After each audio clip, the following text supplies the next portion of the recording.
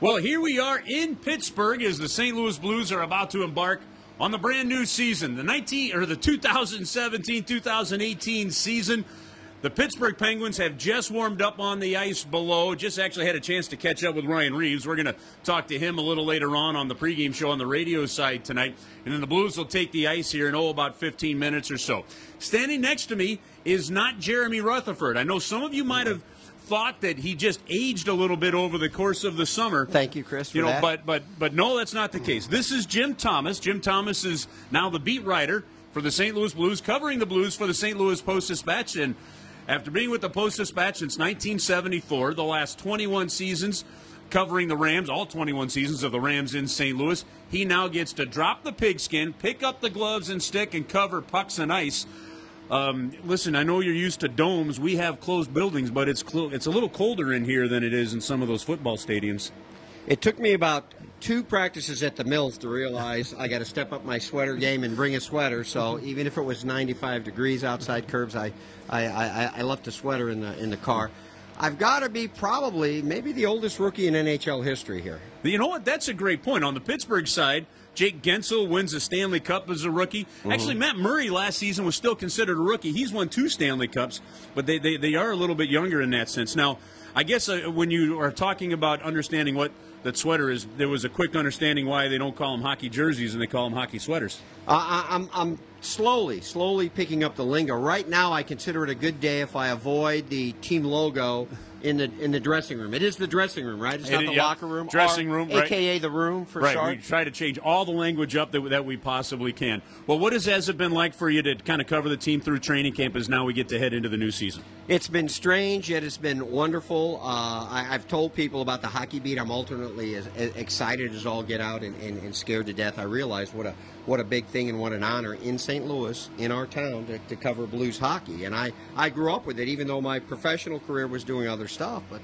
we were at the games when it was Plant and Glenn Hall and the Plager brothers and Al Arbor. I can remember waiting outside with teenage friends to see Gary Unger come out, and it was just like you would imagine it. He had his hair is still the same. He had a blonde on his arm and his blonde hair. He hopped into a sports car and he drove away, just like you would imagine it, right? And now that you get a chance to cover it and you get to see some of the players, what are your impressions of the St. Louis Blues and just the accessibility that you have to cover this team and deliver to fans through the Post-Dispatch the coverage that you want to cover this season? With the football reference, and obviously a lot of my stuff will be with the football reference after all those years, not only with the Rams but covering the NFL. The access is incredible compared to football, and it's no fault of the players. It's just the way their schedule's structured. I got along famously well with 98% of the Rams players over the years, but I want to say in the first 2 days of camp, probably 21 player interviews, Blues player interviews with other reporters. It wasn't like I was getting one-on-ones, right. But still, I just couldn't believe it. And even the fact we were commenting earlier today, Chris, I can't imagine myself watching a morning skate the day of a game would be like watching a walkthrough the day before a football game where, unless you're the rights holder, you're not there. So it was just a weird sensation to be in on a game day watching a team practice hockey, and there's going to be all kinds of parallels and comparisons as I go along here to football. But it's been very interesting. We're talking with Jim Thomas here on a game day. We're going to do these Facebook Live, Twitter Live. It's going to go through all the channels, stlouisblues.com, the YouTube channel, the app as well. And we're going to do this before each and every single game this year. Most of the games, it's going to be Chaser and Panger manning it for you, but in this case, because there's no Fox Sports Midwest tonight, so it'll be the NBC crew, Mike Milbury joining that group. Of course, Chaser and I will have things on the radio side on KMOX. Jim is, of course, covering now the St. Louis Blues for the St. Louis Post-Dispatch. You've had a chance a couple times to talk to Doug Armstrong. What do you think his impressions of this group breaking camp are? Well, he likes it. Obviously, there's some concern about the injuries, but it's a mixture of youth and veterans, and you just have to keep your fingers crossed that you don't have any more injuries. Now we know there will be as the season goes on, but maybe you can hold that off for a month or two. And it is one of the big challenges that the St. Louis Blues have. Some of the great news as we get ready for the season opener today is the youngsters that are making this squad. You've got a 19-year-old in Tage Thompson And as a 19-year-old, now he'll be 20 on October 30th, so we're inside a month away of him being 20. But he breaks into the National Hockey League at the age of 19. His dad played about 126 games in the NHL as well, had a long career in the minor leagues. But here's a 6'5", 19-year-old that we had a chance to catch up with as well, and has some interesting stories even just on the way he was named Tage.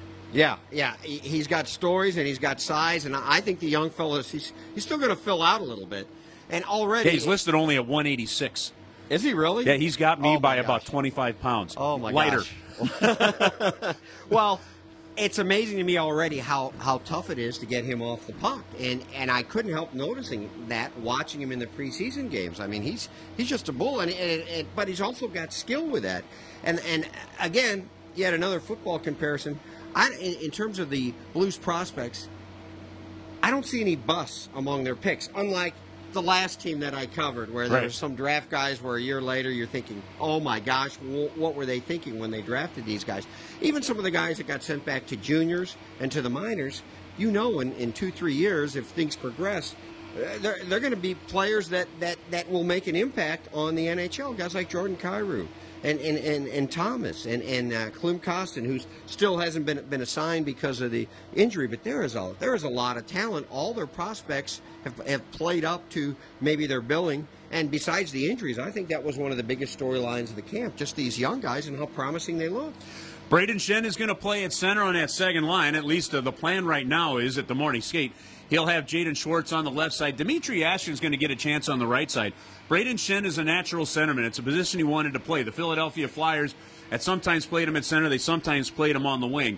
If he gels in that center spot, especially with Patrick Berglund not coming back until December and some of the other injuries, that really enhances the Blues' depth in terms of how they go up the middle. Every sport seems to be how strong are you up the middle. So that's another great storyline to cover tonight.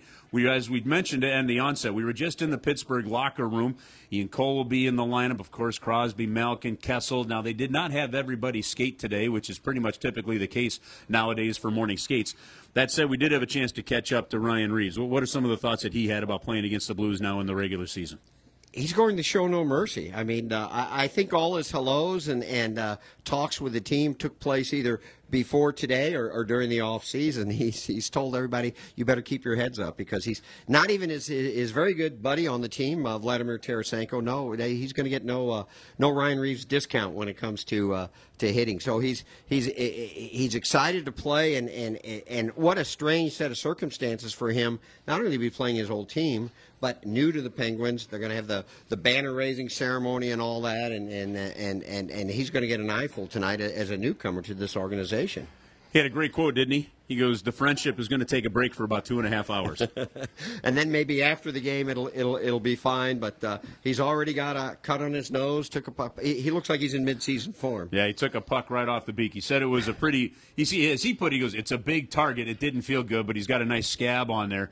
And he also tried to lobby Jim here, because Jim has his son, his 21-year-old son, the rock drummer, wanted a Ryan Reeves jersey. And he got for it Christmas. He got it for Christmas. So he got it for Christmas, and then we traded him.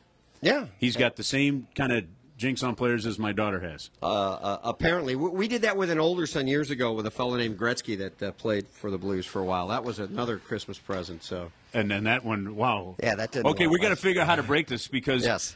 my oldest daughter, she, of course, every daughter was about T.J. Oshie at that point. Sure, of course, he gets traded, so she said, well, I really like, so we became a huge Shattenkirk fan. He gets traded.